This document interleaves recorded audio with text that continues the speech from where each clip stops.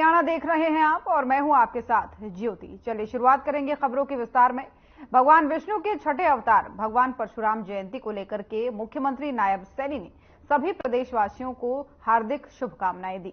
उन्होंने कहा कि तप, पराक्रम, ज्ञान और न्याय की प्रतिमूर्ति भगवान परशुराम हम सभी पर अपनी कृपा बनाए रखे और सबको खुशहाली और स्वास्थ्यपूर्ण जीवन का आशीष दे।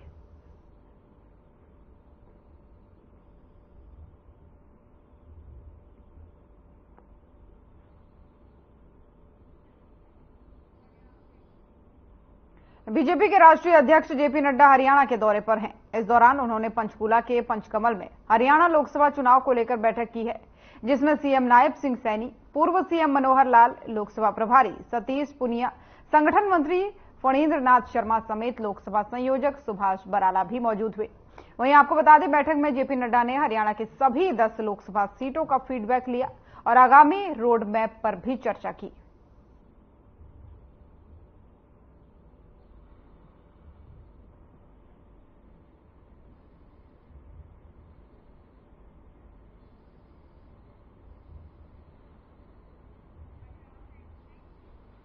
और पंचकुला में बीजेपी के राष्ट्रीय अध्यक्ष जेपी नड्डा ने बीजेपी उम्मीदवार बंतो कटारिया के समर्थन में रोड शो किया। इस दौरान जेपी नड्डा ने इंडिया गठबंधन पर जमकर निशाना साधा। उन्होंने इंडिया को घमंडिया गठबंधन बताया। वहीं नड्डा ने कहा कि घमंडिया गठबंधन का मकसद भ्रष्टाचारियों को बचाना है। कांग्रेस, ममता बनर्जी, लालू प्रसाद यादव, डीएमके के सभी परिवारवाद से जुड़े हुए लोग हैं। इनका जनता से कोई वास्ता नहीं है, सिर्फ परिवार के लिए ही संगठन बनाया है।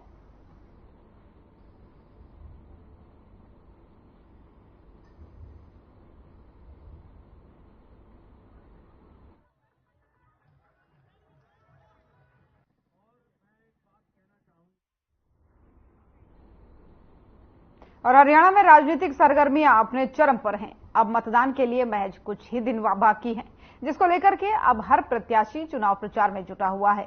और इसी कड़ी में भाजपा के कद्दावर नेता और गुरुग्राम लोकसभा से प्रत्याशी राव इंद्रजीत सिंह धुआंधार प्रचार कर रहे हैं। राव इंद्रजीत सिंह ने धारूहेड़ा और रेवाड़ी में 12 से ज्यादा गांव में चुनावी दौरा किया और लोगों से बीजेपी के पक्ष में वोट की अपील भी की। के दौर के कभी सुस्त नहीं होना चाहिए और चुनाव तो चुनाव ही होता है।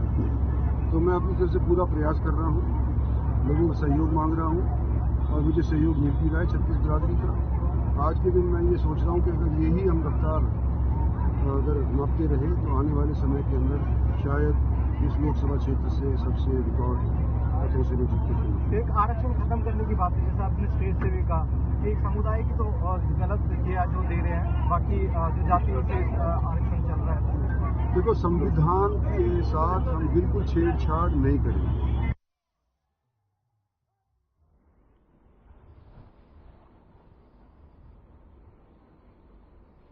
और जेपी दलाल ने भिवानी में बीजेपी उम्मीदवार धर्मवीर सिंह के समर्थन में रोड शो निकाला। इस दौरान धर्मवीर सिंह ने कहा कि उनकी पार्टी ने सही तरीके से चुनावी अभियान शुरू किया है। उन्होंने बताया कि शहीदों की प्रतिमा के नजदीक से रोड शो शुरू किया गया है। उन्होंने कहा कि देश की मजबूती के लिए उनकी पार्टी और नरेंद्र मोदी ही ऐसे हैं जो देश का विकास कर सकते हैं।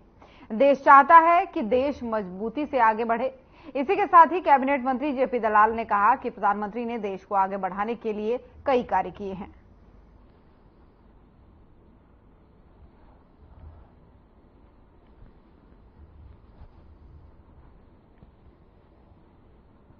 सारे देश का ये छठे चरण का चुनाव, जिसके अंदर 25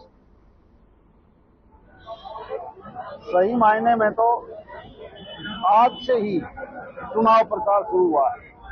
इलेक्शन कमीशन की गाइडलाइन के मुताबिक हमारा नॉमिनेशन 29 तारीख से स्टार्ट हुआ। 6 तारीख तक नॉमिनेशन की विड्रॉल का टाइम चला गया, निशान अलॉट हो गए और उसके बाद ये पहला दिन है जिसमें हमने चुनाव प्रचार शुरू करना है। और हम ऐसे ही स्थान पर हमारे महापुरुषों के स्टेचू के ऊपर फूल मालाएं चढ़ाकर जो है भिवानी के अंदर बीजेपी का रोड शो है चुनाव को लेकर के। आज की जो ये रैली है, रोड शो है, इसको लेके सारे कार्यकर्ता बहुत आशंकित हैं कि जिस प्रकार से हमारे को कम करके आका जा रहा है, उसमें हमारी कोई भी कमी नहीं है। हम चुनाव जीतेंगे और 5 लाख वोटों से चुनाव जीतेंगे, क्योंकि भिवानी का जो सारा मैंने घूम के देखा है, सारी जगह पे हमारी जीत है, भिवानी नगर में और ग्रामीण में भी। ये सारे भारतीय जनता पार्टी के कार्यकर्ता, हमारे जो प्रत्याशी है लोकसभा के धर्मवीर जी, इसके समर्थन में बाजार में जाकर के, हर दुकान पर जाकर के हाथ जोड़ के वोट की प्रार्थना करेंगे। और हमारे भारतीय जनता पार्टी की यही नीति है कि घर घर जाकर के मतदाता से हाथ जोड़ें।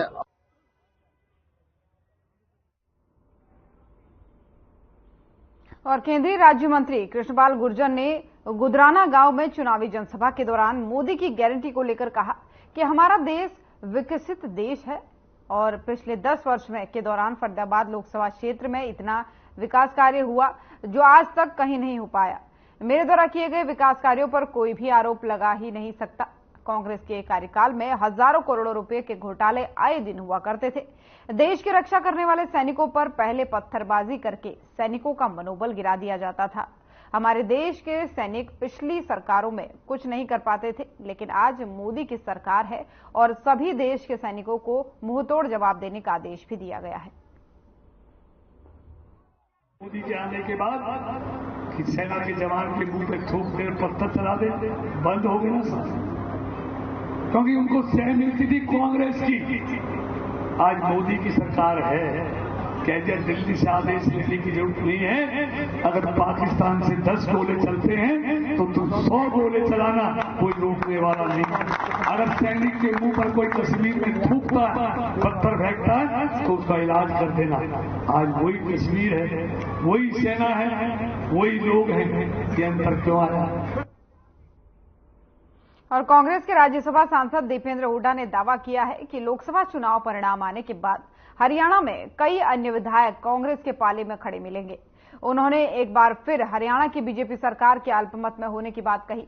वहीं उन्होंने कहा कि हरियाणा की सरकार को अल्पमत में आने के बाद नैतिकता के आधार पर त्यागपत्र दे देना चाहिए। उन्होंने ये भी कहा कि विधानसभा में फ्लोर टेस्ट अलग बात है, लेकिन ये भी सच्चाई है कि हरियाणा की जनता ने भी प्रदेश सरकार के खिलाफ अविश्वास प्रस्ताव पारित करने का मन बना लिया है। इसके परिणाम जल्द ही सबके सामने होंगे। साथ ही दीपेंद्र ने कहा कि लोकसभा चुनाव में हरियाणा के अंदर कांग्रेस के पक्ष में हवा चल रही है और सभी 10 सीटों पर कांग्रेस और गठबंधन सहयोगी जीतने वाले हैं। बहुमत से मुझे विश्वास है रोहतक लोकसभा सीट इस बार कांग्रेस पार्टी जीतने जा रही है। और केवल रोहतक ही नहीं, 10 की 10 सीट पर कांग्रेस पार्टी जीत की तरफ अग्रसर हो चुकी है। इसका अंदाजा इस बात से लगा सकते हैं, लगातार भाजपा से विधायक अपना समर्थन वापस ले लेकर कांग्रेस पार्टी में समर्थन दे रहे हैं। वो आज प्रदेश के अंदर जो कांग्रेस की लहर चल रही है उसका प्रतीक है।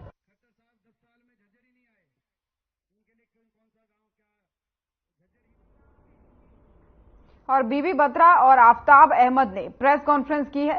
कांग्रेस एमएलए बीबी बत्रा ने कहा है कि इस समय सरकार अल्पमत में है। हमने राज्यपाल को राष्ट्रपति शासन लागू करवाने के लिए ज्ञापन दिया है। अभय चौटाला ने भी राज्यपाल को पत्र लिखकर राष्ट्रपति शासन की मांग की है। तो वहीं आफ्ताब अहमद ने कहा कि लोकतंत्र में सरकार की विश्वसनीयता तब भी बनती है जब संविधान के हिसाब से काम हो। हमने सरकार के खिलाफ राज्यपाल को ज्ञापन दिया है। हरियाणा में जोड़ तोड़ की सरकार जो पिछले 5 साल से चल रही थी वो दोबारा न हो। स्थिति का आपको पता है, काफी दिनों से समाचार पत्रों में, इलेक्ट्रॉनिक मीडिया के अंदर खबरें आ रही हैं कि सरकार अल्पमत में चली गई है। इस सरकार ने पिछला वोट ऑफ कॉन्फिडेंस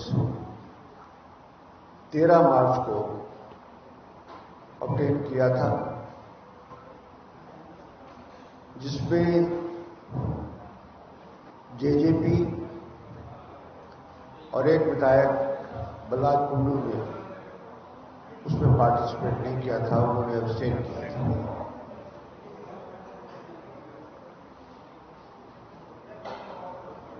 और उसके बाद आदरणीय श्री मनोहर लाल जी ने अपने पद से इस्तीफा दिया था और श्री सैनी जी को, नायब सिंह सैनी जी को मुख्यमंत्री बनाया गया था। उस समय हाउस की स्ट्रेंथ टोटल 90 थी।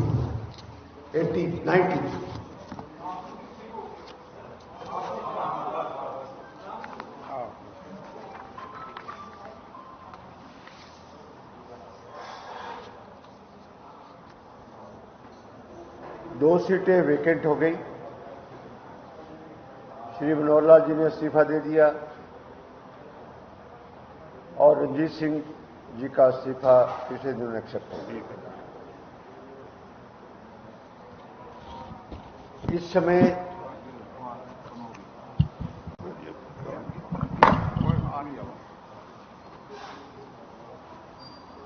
समय सरकार अल्पमत के अंदर है। जेजेपी ने भी सरकार से सपोर्ट विड्रॉ करके प्रेसिडेंट रूल लगाने की मेमोरेंडम महामहिम गवर्नर को दिया है और साथ में अभय चौटाला जी ने भी एक पत्र गवर्नर साहब को लिखा है। इंडियन नेशनल कांग्रेस के समय 30 सदस्य हैं। पिछले दिनों 3 विधायकों ने, श्री रणधीर सिंह गोलन, श्री सांगवान जी, श्री धर्मपाल गुर्जर ने भारतीय जनता पार्टी की सरकार से, श्री नायब सिंह सैनी की सरकार से अपना समर्थन वापस ले लिया और ये भी साथ में घोषणा की उन्होंने कि हम कांग्रेस का बाहर से समर्थन करते हैं। इस समय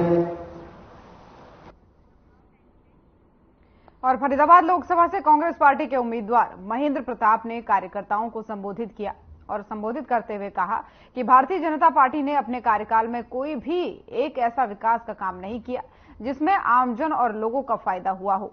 यदि बीजेपी ने कुछ ऐसा किया है तो बेरोजगारी अपने चरम पर नहीं होती। इसलिए अब समय आ गया है कि लोग इस पार्टी को उखाड़ फेंकें। तो आती रहती है, बनती भी रहती है, लेकिन जो जनता आपका ही उम्मीदवार है, मैं आपके दरबार में आपसे ये प्रार्थना करने आया हूं कि आप समय की जरूरत को देखिए। चुनाव बहुत हुए हैं इस देश में, परिवर्तन भी बहुत हुए हैं, लेकिन ऐसी परिस्थिति देश में कहीं शामिल नहीं हुई आज तक कि आज लोकतंत्र और संविधान दोनों के लिए खतरा पैदा हो गया।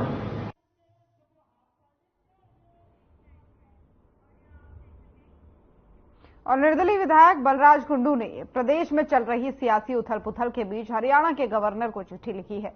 कुंडू ने चिट्ठी में हरियाणा सरकार को अल्पमत में बताते हुए जल्द से जल्द विधानसभा का फ्लोर टेस्ट करवाने और हरियाणा में राष्ट्रपति शासन लगाने की मांग की है।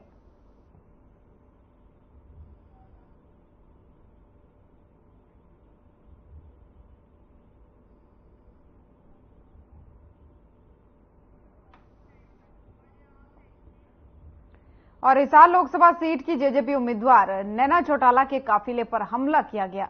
वे अपने लोकसभा क्षेत्र में प्रचार कर रही थी और इसी दौरान उनकी गाड़ी पर हमला कर दिया गया। इस पर प्रतिक्रिया देते हुए जेजेपी नेता दिग्विजय चौटाला ने कहा है कि उनकी माता के काफिले पर हमला बेहद ही निंदनीय है। कुछ लोग उनके काफिले का पीछा कर रहे थे और एक गांव में जब उनका काफिला रुका तब लोगों ने हमला करना शुरू कर दिया। इस हमले में कई कार्यकर्ताओं को चोटें भी आई हैं, कई महिला कार्यकर्ताओं को भी इसमें चोटें आई हैं, उनके कपड़े भी फाड़े गए। दिग्विजय का कहना है कि हमला कराने वाले लोगों की पहचान की गई। ये लोग कांग्रेस उम्मीदवार जयप्रकाश जेपी के कार्यकर्ता हैं। जयप्रकाश का ये इतिहास रहा है कि वे इस तरह के लोगों को अपने साथ रखते हैं। वे हर चुनाव में इस तरह के काम करते हैं।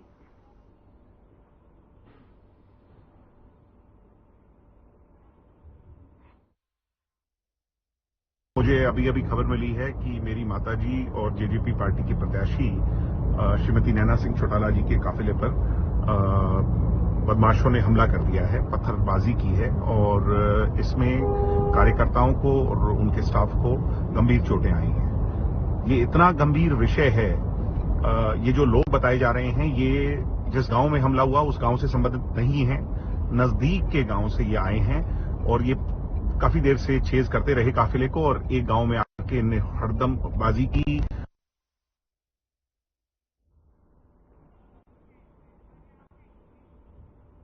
और फरीदाबाद लोकसभा सीट से कांग्रेस प्रत्याशी महेंद्र प्रताप हथीन में कार्यकर्ताओं सम्मेलन के दौरान बीजेपी प्रत्याशी कृष्णपाल गुर्जर पर निशाना साधते हुए उन्हें करप्शन पाल बताया है और साथ ही कहा है कि लोकतंत्र और संविधान खतरे में है, इसलिए कांग्रेस को वोट दें ताकि इंडिया गठबंधन की सरकार बन सके।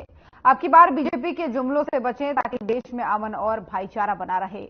हाल ही में मेवात दंगा सरकार की सुनियोजित योजना थी। के आशीर्वाद दो, बदरपुर बॉर्डर तक पार जाएगी तो मैं उसे पगड़ी बनवाऊंगा।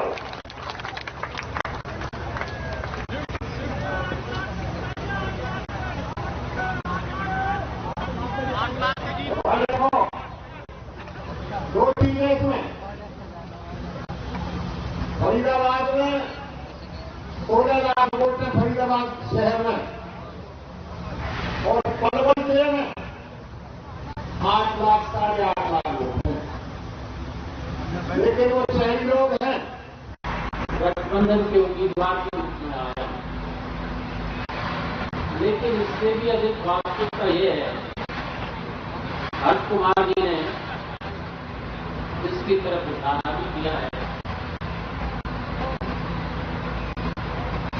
मैंने 5-5 बार नुमाइंदगी की है। छठी कहानी में 161 वोट से हार गया था, हरा दिया गया था कि कांग्रेस ने भी टिकट काट दिया था, साथ ही मजबूत से लड़ बैठे और उस लड़ाई में 161 वोट से कृष्णपाल जी से ही रहा है।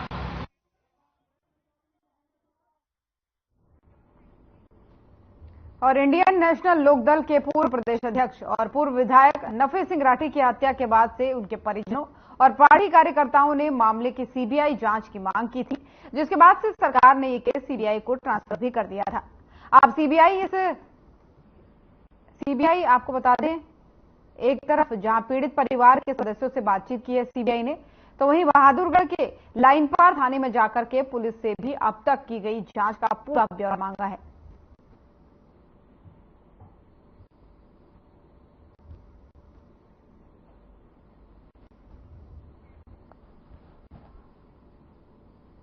और कालावली के आरा रोड पर 2 फर्नीचर की दुकानों से लाखों की चोरी को अंजाम दिया गया।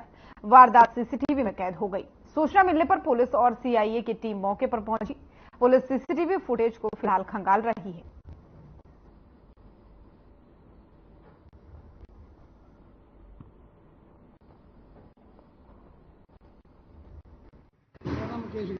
दुकान किस नाम से है आपकी? कितना नुकसान हुआ चोरी में आपका? राजा मान लो 5-4 तो कुल लगेंगे, 5-4 पंखे हो गए, 5-7 हजार 20-30 हजार का नुकसान है। और साथ भी आपके और दुकान में भी चोरी हुई है? उनकी कितनी चोरी हुई है लगा भी पता? इतना का भी हो गया, 1 लाख रुपए का नुकसान होगा। कैसे घुसे चोर दोनों दुकानों में? ऊपर से 12 उखाड़ गई, वो पैड़ी से नीचे करके। पुलिस मौका पे पहुंच गई है जी? पुलिस मौके पर अभी है।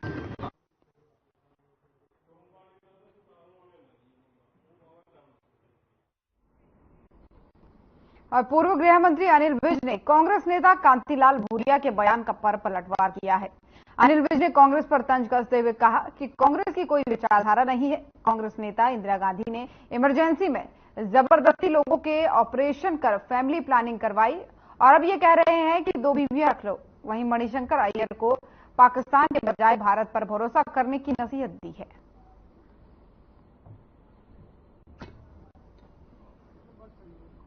कांग्रेस की कोई विचारधारा नहीं है। कांग्रेस के नेता इंदिरा गांधी ने इमरजेंसी में जबरदस्ती लोगों के ऑपरेशन कर करके फैमिली प्लानिंग करवाई और अब ये साहब कह रहे हैं कि 2 बीवियां रख लो। तो कांग्रेस की कोई एक सोच नहीं है, इनकी रोज सोच बदलती है। हमें पाकिस्तान के एटम बम पर ज्यादा भरोसा है और जो हमारे पास एटम बम है उसका तुम्हें विश्वास नहीं है, उस पर करो ना विश्वास कि हमारे पास भी एटम बम है। हमेशा पाकिस्तान के ही गीत गाते रहते हो, पाकिस्तान के ही गुणगान करते हो, कभी अपने देश का भी गुणगान करके देखो। ये बहुत उम्दा देश है, बहुत बढ़िया देश है, बहुत कामयाब देश है। जिनको मिला 5 किलो राशन 80 करोड़ परिवारों को, उन परिवारों से जाके पूछो, तुम्हारा तो 50 साल राज रहा, तुम कर देते ना इस काबिल कि लोगों को मुफ्त का अनाज ना लेना पड़ता, तुमने नहीं किया। मोदी सरकार ने किया। 25 करोड़ लोग गरीबी रेखा से बाहर आए हैं, औरों को उठाने का काम कर रहे हैं, अनेकों नीतियां बनाई हैं, अनेकों काम किए हैं, जिसकी वजह से आज लोगों को मोदी सरकार पर विश्वास हुआ है। अंबाला छावनी स्थित बीजेपी कार्यालय के पास वरुण चौधरी का काफिला रुका। स्थिति कुछ ऐसी बनी कि हरियाणा के पूर्व गृह मंत्री अनिल विज बीजेपी उम्मीदवार बंतो कटारिया के लिए चुनाव प्रचार कर रहे थे कि अचानक कांग्रेस के लोकसभा उम्मीदवार वरुण चौधरी का काफिला भी चुनाव प्रचार कर निकल रहा था। दोनों नेताओं का जब आमना सामना हुआ तो वरुण ने काफिला रोका और पूर्व गृह मंत्री के पैर छुए। अनिल विज ने विपक्षी नेताओं को जलपान भी करवाया।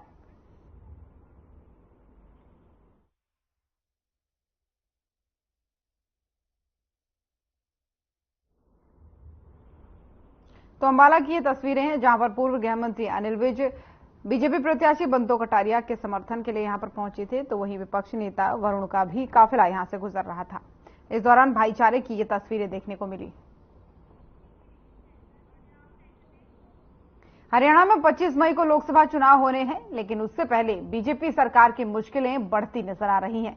जिन 3 निर्दलीय विधायकों ने सरकार को समर्थन दिया था, उन्होंने अपना समर्थन वापस ले लिया है और उसी के बाद विपक्षी दल भी एक साथ होते हुए नजर आ रहे हैं।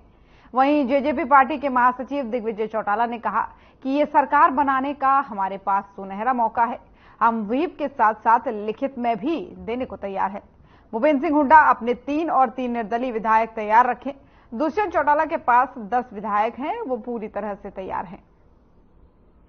बढ़िया तैयारी है। भूपेंद्र मलिक जी के पक्ष में एक बड़ा अच्छा माहौल बनते जा रहा है डे बाय डे।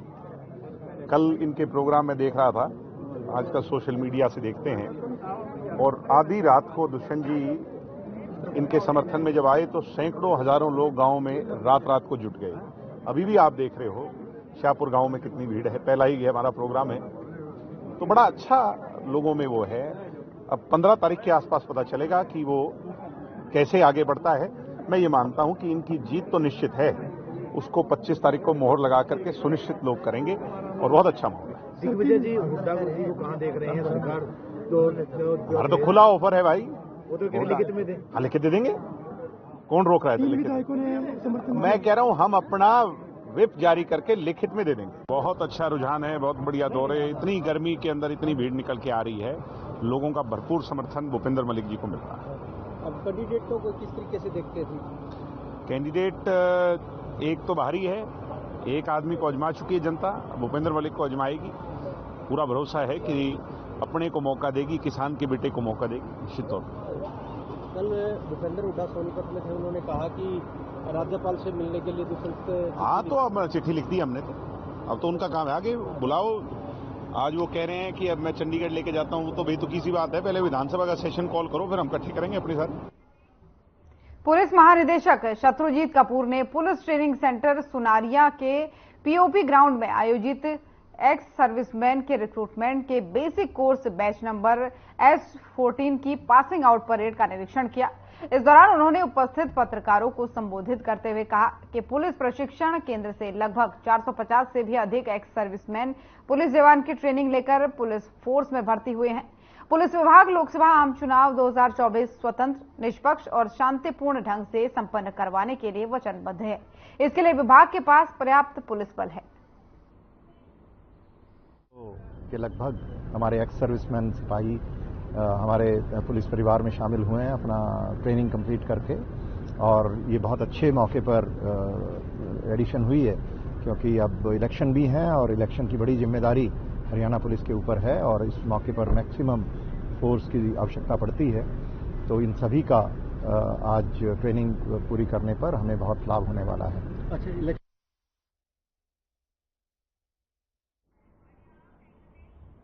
तो हर खबर हरियाणा देख रहे थे आप। बुलेटिन में फिलहाल इतना ही। नमस्कार।